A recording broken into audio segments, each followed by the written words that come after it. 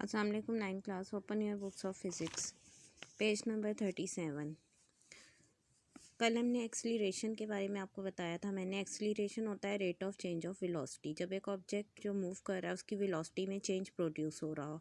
Change इस तरीके से है कि या तो उसका मैग्नीट्यूड चेंज हो रहा हो या उसकी डायरेक्शन चेंज हो रही हो। तो rate of change of velocity से एक्सीलरेशन प्रोड्यूस होता है ऑब्जेक्ट में। एक्सीलरेशन दो तरह का होता है, यूनिफॉर्म, नॉन यूनिफॉर्म एक्सीलरेशन। अब यूनिफॉर्म और नॉन यूनिफॉर्म एक्सीलरेशन की डेफिनेशन देखें, यहाँ पर है कि अगर वेलोसिटी में चेंज जो है वो कांस्टेंट चेंज प्रोड्यूस हो, इक्वल इंटरवल्स ऑफ टाइम में इक्वल चेंज प्रोड्यूस होगा, तो ऐसी सूरत में जो एक्सीलरेशन होगा वो यूनिफॉर्म एक्सीलरेशन होगा।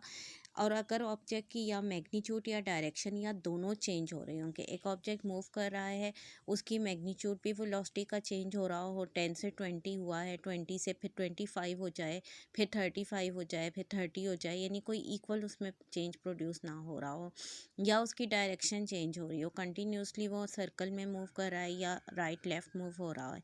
अगर ये दोनों चीज़ें या इनमें से कोई एक चीज़ चेंज हो रही हो तो ऑब्जेक्ट में एक्सीलरेशन जो प्रोड्यूस होगा वो नॉन यूनिफॉर्म एक्सीलरेशन होगा, या उसको हम वेरिएबल एक्सीलरेशन बोलते हैं। ये एक्सीलरेशन का कंप्लीट हो जाता है। एक्सीलरेशन किया था यूनिफॉर्म और नॉन यूनिफॉर्म एक्सीलरेशन। अब इससे रिलेटेड एक एग्जांपल है, ये एक न्यूमेरिकल प्रॉब्लम है। जैसे बुक के एंड में न्यूमेरिकल प्रॉब्लम्स होती हैं, इसी तरह ये एक न्यूमेरिकल प्रॉब्लम एग्जांपल में दिया गया है। इसे हम यहीं पर कर लेते हैं। ये बुक में आपके सॉल्व है, इसलिए आपको इसको सॉल्व नहीं करना। A plane starts running from rest on a runway. एक एरोप्लेन जो है वो रुका हुआ है, फिर वो रनवे पर चलना शुरू हो जाता है। It accelerates down the runway and after 20 seconds attains a velocity of 52 kilometre per hour. Runway पर जो है वो एक्सीलरेट करता है। एक्सीलरेट मीन्स कि उसकी वेलोसिटी कम से ज़्यादा होती है, वेलोसिटी उसकी चेंज हो रही है। 20 सेकंड्स के बाद उसकी वेलोसिटी 52 किलोमीटर पर आवर हो जाती है। रेस्ट से वो स्टार्ट करता है, 20 सेकंड में जो इसकी 52 किलोमीटर पर आवर हो जाती है। Determine the average acceleration of the plane. Plane का एवरेज एक्सीलरेशन बताना है, वेलोसिटी की चेंज आपको बताया है। अब देखें, हमने इसमें से डाटा देखना होता है क्वेश्चन में। अब plane start from rest. Rest का मतलब होता है जब भी आपको क्वेश्चन में ये बताया जाए कि एक ऑब्जेक्ट रेस्ट से स्टार्ट कर रहा है, तो हमेशा आपने उसकी स्टार्टिंग वेलोसिटी यानी इनिशियल वेलोसिटी को आपने ज़ीरो रखना होता है। जब भी एक ऑब्जेक्ट रेस्ट से स्टार्ट करता है उसकी इनिशियल वेलोसिटी ज़ीरो होती है। तो यहाँ पर हमने ये देखें, नीचे आपको दिया गया है इनिशियल वेलोसिटी को हम वी आई से डिनोट करते हैं और वी आई जो है वो इसमें ज़ीरो है।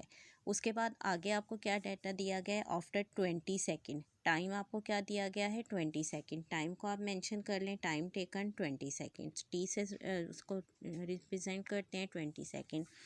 It attains the velocity of 52 kilometre per hour, यानी फाइनल वेलोसिटी जो है उसकी वो 52 किलोमीटर पर आवर है। ज़ीरो से स्टार्ट किया था, 52 किलोमीटर पर आवर उसकी फ़ाइनल वेलोसिटी है।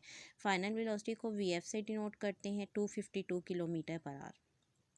अब यहाँ पर आपने ये काम करना होता है कि किलोमीटर पर आवर को आपने मीटर पर सेकंड में चेंज करना है। किलोमीटर और आवर जो है वो बेस यूनिट्स नहीं है। हमने हमेशा अपने न्यूमेरिकल प्रॉब्लम जो है वो बेस यूनिट्स में करने होते हैं। बेस यूनिट किलोमीटर के बजाय हम मीटर का बेस यूनिट यूज़ करते हैं और आवर के बजाय हम सेकंड यूज़ करते हैं। किलोमीटर को हमने मीटर में कन्वर्ट करना है, आवर्स को हमने सेकंड में कन्वर्ट करना है। अब ये कैसे कन्वर्शन होगी, जब किलोमीटर को हमने मीटर में कन्वर्ट करना होता है तो इस किलो की जगह पर हम 1000 यानी 10 की पावर 3 लगा देते हैं। किलो का प्रीफिक्स जो है वो 10 की पावर 3 है। यहाँ पर 252 को 10 की पावर 3 से 10 रेज़ टू पावर 3 से मल्टीप्लाई करेंगे और आवर्स जो हैं वो आवर्स को जब सेकंड में कन्वर्ट करना होता है तो 60 मिनट्स और 60 सेकंड्स। 1 आवर में जो है वो 60 मिनट होते हैं और हर मिनट में 60 सेकंड, यानी इसको हम 60 मल्टीप्लाई 60 से डिवाइड कर देंगे। 250 10 रेज़ टू पावर 3 से मल्टीप्लाई किया, 60 मल्टीप्लाई 60 से डिवाइड करेंगे। जब ये पूरी आप कैलकुलेशन करेंगे तो आंसर जो आएगा आपके पास वो मीटर पर सेकंड में आएगा। पहले आपने उसको किलोमीटर पर आवर में था, वो मीटर पर सेकंड में चेंज हो जाएगा। टाइम आपके पास है, आपने जो इसमें कैलकुलेट फाइंड आउट आपने करना है वो एवरेज एक्सीलरेशन है, ए की वैल्यू। अब इसमें हमने ये वाला फार्मूला लगाना है जो अभी आपने एक्सीलरेशन का किया था। Acceleration v f minus v i over t के इक्वल होता है। Acceleration v f minus v i over t. V f की वैल्यू 70 है, 252 नहीं लगानी, कन्वर्ट करने के बाद जो 70 आई है वो लगानी है। वी आई की वैल्यू 0 है, टाइम जो है वो 20 सेकेंड्स है। जब ये सारी आप कैलकुलेशन करेंगे तो एक्सीलरेशन 3.5 मीटर पर सेकेंड स्क्वायर हो जाएगा। ये आपके पास जो है एक्सीलरेशन है जो कि आपने कैलकुलेट करना था। ये क्वेश्चन पूरा हो जाता है। आगे इसके एंड में न्यूमेरिकल प्रॉब्लम्स हैं वो करेंगे, आप खुद जब सॉल्व करेंगे तो आपको ज़्यादा सही क्लियर हो जाएगा। उसके बाद नेक्स्ट हमारे पास जो टॉपिक आ जाता है नेक्स्ट पेज पर है वो है ग्राफिकल एनालिसिस ऑफ मोशन। ये हमने जो बेसिक डेफिनेशंस थी वो हमने कर ली हैं। डिस्टेंस डिस्प्लेसमेंट किया था, फिर स्पीड वेलोसिटी किया है, फिर एक्सेलरेशन किया है। आगे से जब जो भी काम है वो तमाम इन्हीं वैल्यूज़ के साथ होता है। यही टर्म्स जो हैं वो बेसिक टर्म्स हैं जो हमने करनी थी। ग्राफिकल एनालिसिस की आज इंट्रोडक्शन करेंगे, बाकी डिटेल हम इसकी कल करेंगे। पहले इसमें ग्राफ की डेफिनेशन है। A graph is a pictorial diagram in the form of a straight line or a curve which shows the relationship between two physical quantities।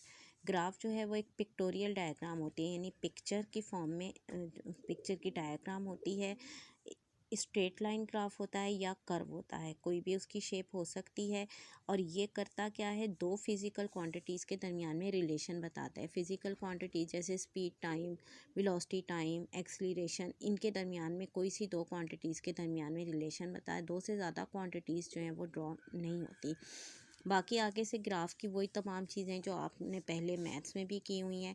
Graph के लिए हम ये पेपर यूज़ करते हैं, इसमें बिग स्क्वायर्स होते हैं, हर बिग स्क्वायर में 10 स्मॉल स्क्वायर्स होते हैं। 2 लाइंस होती हैं, एक यूँ वर्टिकल लाइन होती है, एक हॉरिजॉन्टल लाइन होती है। ये पॉजिटिव एक्स एक्सिस होता है, ये नेगेटिव एक्सिस होता है। ये पॉजिटिव वाई एक्सिस है, ये नेगेटिव वाई एक्सिस है। ये ओरिजिन होता है जहाँ पर ये लाइंस मीट करती हैं। ये हमारे पास एक ग्राफ पेपर होता है जिससे यूज़ करके हम कोई भी ग्राफ ड्रॉ करते हैं। इसमें नीचे इसमें आपने सिर्फ इसकी ग्राफ की डेफिनेशन लर्न करनी है। ये सारी चीज़ें जो हैं ये पीछे भी आपने की हुई हैं, इन्हें नहीं लर्न करना। यहाँ पर देखें ये एक इम्पॉर्टेंट लाइन है एमसीक्यूज़ के लिहाज से, इसको आप अंडरलाइन कर लें। The independent quantities taken along x axis and dependent variable quantity along y axis. Graph दो क्वांटिटीज़ के दरमियान में ड्रॉ किया जाता है। इंडिपेंडेंट जो है वो एक्स एक्सिस पे ली जाती है, डिपेंडेंट क्वांटिटी जो है वो वाई एक्सिस पे ली जाती है।